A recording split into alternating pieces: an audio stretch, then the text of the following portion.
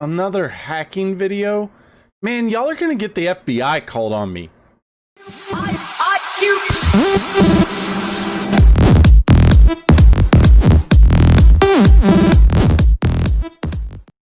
So we've all been here before. You forgot your password to something. In this case, it's Windows 10 and you forgot your password to your Microsoft account or your PIN number. So you go, oh, what's my PIN number? Oh, that's incorrect. I forgot my PIN.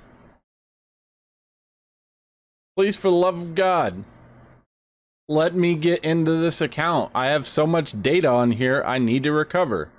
You're like, uh-oh. Crap, what do? I don't remember my password either. So you click on forgot password. That's not an email account I have anymore. Or maybe I moved to a different ISP and I had it set up with them. I don't have that phone number anymore. Oh man, come on, Matt. Tell me there's a way to get into this computer and get my stuff back. Please, for the love of God. All right, stick around. I'm going to show you how to do it. So the things you're going to need to do this. The first thing is going to be a USB stick, at least 8 gigs or bigger. The next thing you're going to need, another computer. And the last thing you're going to need is an internet connection. So what you're going to do is you're going to browse to microsoft.com/en-us/software-download/Windows 10. Once you get there, you're going to click on the download tool now button right here to create Windows 10 installation media. You're going to save it wherever you want to save it. I'm just going to save it in downloads. I already have it downloaded. I don't really need it, but I'm just going to save it here. Once it's done installing, take your USB stick and insert it into your computer. Now, once you've inserted it into your computer, you want to go ahead and run the media creation tool. You're going to get to the license terms and agreement, go ahead and accept them. You're going to wait for it to get a few things ready. This might take a second, depending on how fast that other computer is that you have, of course. On the next screen, you're going to go ahead and click on Create Installation Media, USB flash drive, DVD, or ISO file for another PC. Then you're going to click Next. You can use the recommended options for the computer that you're using to install this on, but if it's an older PC, you might want to uncheck that box and then just set it for whatever you need. After that, go ahead and click Next. Select the USB flash drive. Click Next. Select your USB flash drive. Now, the flash drive that I just installed already has Windows 10 on it, so I really don't need to do this, but we're going to go ahead and click Next. And it's going to start downloading Windows 10. So I'm going to skip this so y'all don't have to watch it, and I'll come back whenever it's done. Now that you're done, all you have to do at this point is just click Finish. You're going to see it do that. It's going to go away depending on, how fast your computer is. At that point, all you have to do is just remove your USB stick, and now you can go install it in the other PC. Once you've installed your USB stick in the other PC, there might be some things you have to do to boot off of it. I'm going to show you some examples. It might be different depending on your hardware or your manufacturer. But in my example, if you look at the top right, what you'll see is that you have the F12 button for your boot options. So in this scenario, I would suggest hitting that. And then on this next picture, I would suggest using the USB storage option to boot off of the USB stick. Once you've got there, here's what you need to do next. So next, what's going to happen is you're going to come to this loading screen, and it's pretty much going to take you into the part of Windows where it's asking if you want to install Windows. But we're not going to install Windows. No. So what you're going to do is you're going to click Next, And then you're going to have this option, repair your computer. Well, with that, you're going to go ahead and click on it. It's going to take you here. You're going to click on troubleshoot, and then you're going to click on command prompt. And from here, you're going to need to switch over to your operating system drive. Now, by default, that should be C. So if you do C:, hit enter, and then do dir, which should read you out your directory. There you go. Look, that's not even my C drive. So maybe it's my D drive. Let's do that. dir. There we go. This is my D drive, because as you can see, it has my program files x86, my users folder, which is where the account is that you cannot access, and then the Windows folder. So once you get to this point, there's something else that you want to do. So just know also, at any point, if your D drive isn't it, just keep going alphabetically. So C, D, E, F, G, or etc.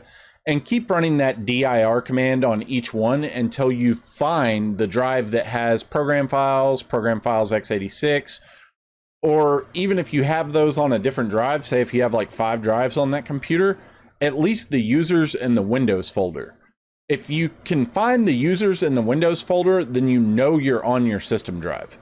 So now what we're going to do is we're going to run some commands. What we're going to do is we're going to run cd space Windows /system32.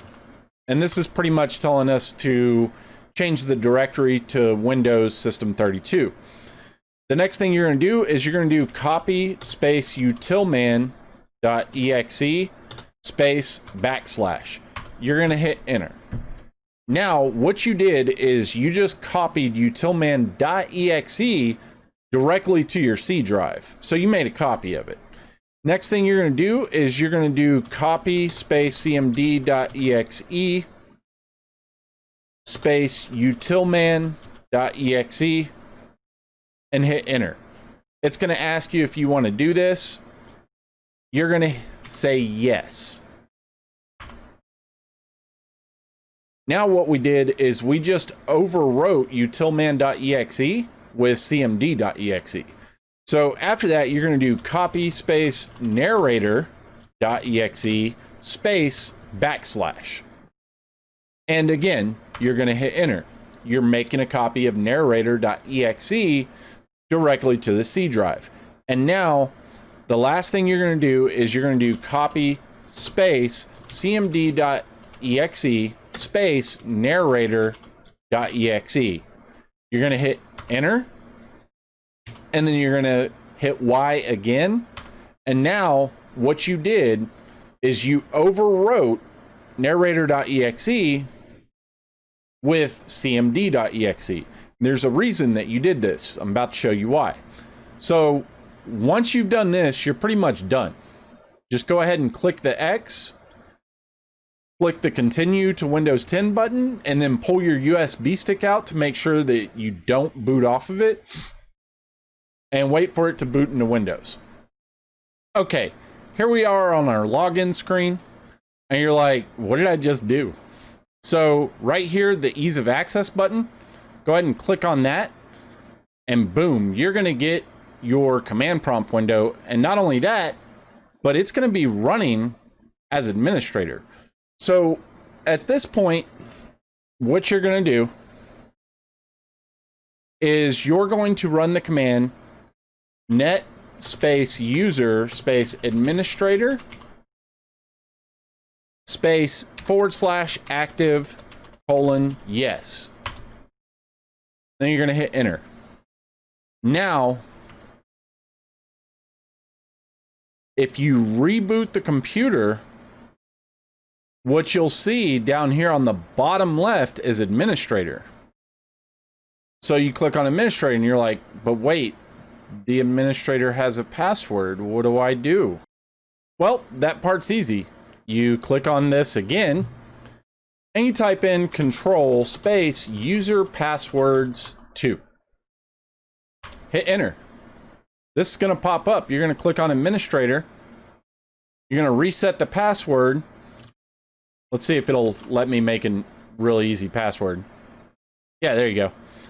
You click OK, then you click OK again, then you close the CMD window, click in the password, type in the new password you just put in, and you hit enter and you wait for it to load in. Now you have access to the computer. So from there, what you do is you go into File Explorer, go into this PC, you go into the C drive, and then you go into users, and this is the user account that I haven't been able to get access to. So I double click on that, and now here's my whole profile. So what do? Control A. I right click and copy everything. I go back to users. Now I can go to administrator. I can right click and paste. We're going to replace all the files. So now I just move my whole user profile over into the administrator account. So now I have access to all my pictures, my music, my videos, everything I want. But if you really want to continue using this computer long term, then here's what I would recommend doing. You're going to right click on the start button, and then you're going to left click on computer management. Inside of computer management, you're going to left click on local users and groups, and then you're going to left click on users. At this point, you can right click on users, you can put in new user, and then you can now create a user called, let's just call them new user. You can fill any of this out if you want. You can set your password up here for this account if you want one.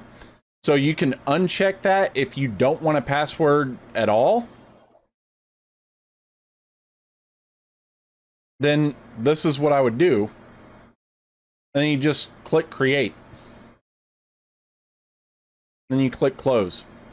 Now you have a new user. So what do you do from here?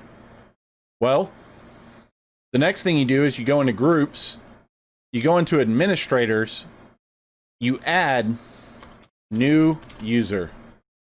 Check name, it's going to find your new user, click OK, click apply and OK. And now you can right click, you can sign out, and you'll find new user. And since you didn't have password, you just click sign in. It's an administrator account.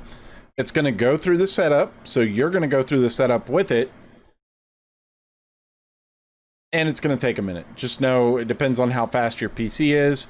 This shouldn't take too long for me because this is running off a virtual machine, so it's a lot faster than just running off a normal PC.